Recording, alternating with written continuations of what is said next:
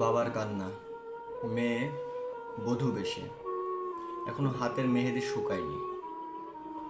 মেয়েটা শ্বশুরবাড়ি যাচ্ছিল বিয়ের সাজে। তার শ্বশুরবাড়ির 12 জন, তার স্বামী সহ 12 জন স্পট শেষ, জায়গায় মারা গেছে, এবং সে সহ 13 জন। তার বাবা কি কান্না! এই রমজান মাসে একই পরিবারের 12 জন নিহত। আসলে বিষয়টা কিন্তু খুব কষ্টকর।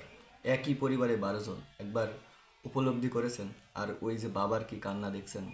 বাবা তার মেয়ের বধূ বেশে, এখনো হাতের মেহেদি শুকায়নি, এখনো মানে বিয়ের কাপড় পরনে আছে, সেটা নিয়ে কান্নাকাটি করছে। তাহলে একবার ভাবছেন আসলে বিষয়টা অনেক কষ্টকর।